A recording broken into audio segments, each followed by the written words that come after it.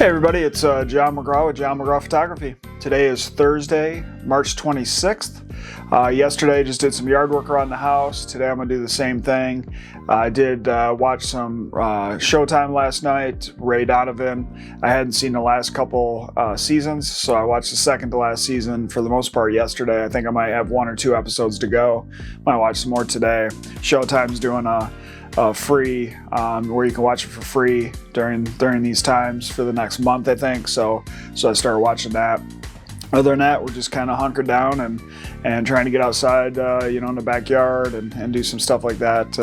Looks like I need a haircut, so I might come today, maybe a shave, but that's about it this way. So today I thought I'd talk about framing your shot. So, I'll just tell you some basics that I use, and you can go from there.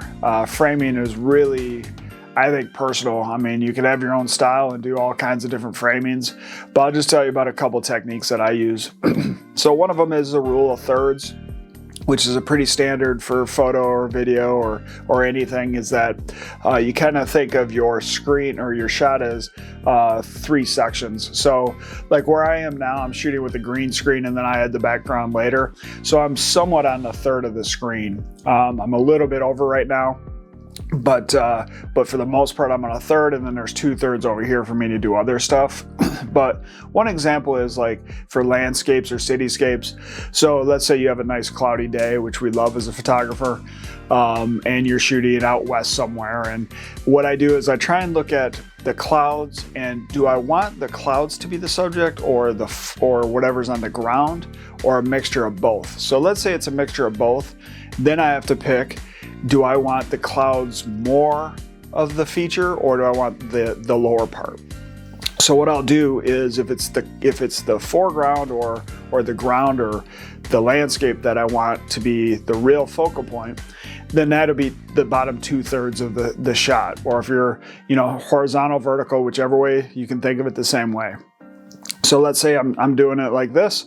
I'm going to have 2/3, so about here down, the landscape that I'm shooting. And then the top third will be the clouds.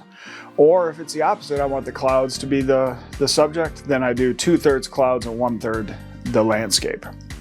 Now, that doesn't always play. That's not always an exact science, but it gives you a starting point. And that's where a lot of this stuff goes. Even with the settings of the camera, there's a technically perfect kind of setting for the camera, and then there's what are you trying to do with it. So sometimes you'll overexpose a shot because you really want to, or you underexpose it, or you need to underexpose because you're trying to get the clouds and all that kind of stuff. So all the things I'm telling you are kind of basic, straight down the middle kind of techniques, and then you adjust from there. So another thing with framing is what's the focal point of the photo. So let's say you're at a wedding and you're shooting a best man or a maid of honor speech, and that person's giving the speech and you want them in the foreground and maybe somebody else in the background out of focus.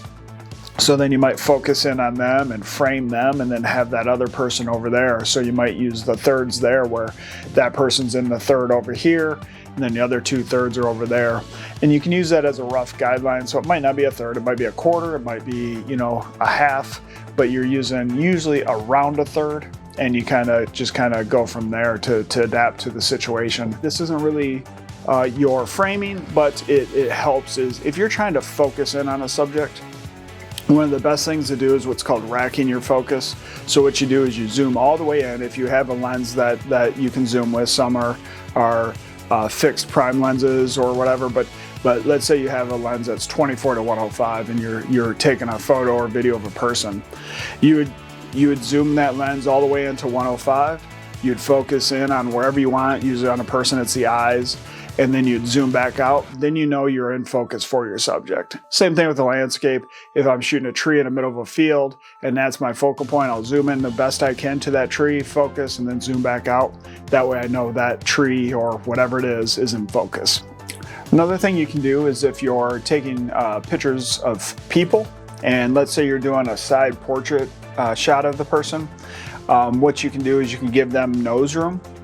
So what that is if they're looking in that direction, then you'll have more of the frame open in front of them so that you see where they're looking at.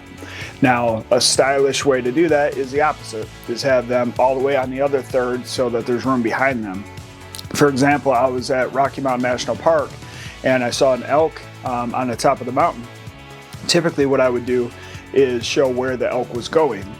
But with this shot, I thought I want to do something a little bit different, so I showed where it had came from. So I showed behind the elk.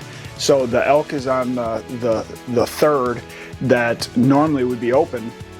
I have the elk there, and then I have the other 2/3 behind the elk wide open. So that's just a stylistic thing that you can do. Another thing I do is, and a lot of people will do, is you have something in the foreground. So if you have this big mountain range and you take a photo of it, a lot of times you can't tell how big that is because there's nothing in that frame to tell you, to have your eye go, oh wow, that's the size of that compared to this. So what I'll do is I'll find maybe it's a tree that's fallen down, or a limb, or a rock, or something like that. I'll have that in the foreground with the mountain or whatever the object is in the back. I'll have that in the background, and so that way it's showing perspective. Same thing with people.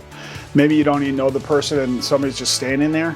If you have them in your shot, that at least gives it perspective of, wow, that mountain is 30 times taller than that person, or whatever, or a truck or a car. That way you get perspective of what the shot really is. I do another series where I do street photography, where I call it from the hip, where I don't even look at the shot. I'm just kind of gauging where the person is. So that framing is completely different. I don't care if that person's 100% in the frame or out of it. So that's an artistic way that I can do it. There's other photographers that are completely, every photo, every subject is way over in the corner or whatever.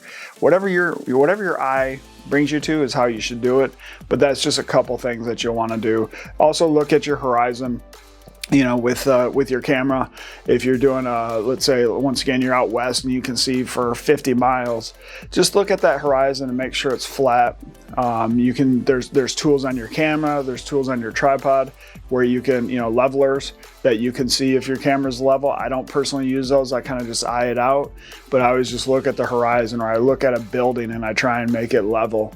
Cityscape's going to be a little bit different if you don't have what's called a tilt shift lens, which I don't have, but you can see buildings that are kind of bent in together or away from each other, and the way that you tilt the camera can kind of manipulate how that looks. So you got to kind of be a little more careful in cityscapes.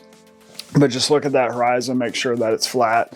Think about looking at a sea and the horizon, and you just want to get as straight as you can. So hopefully those are just a quick few tips for you. As always, you can find me at johnmcgrawphotography.com, all the social medias, subscribe to this channel. I look forward to seeing you on the next video.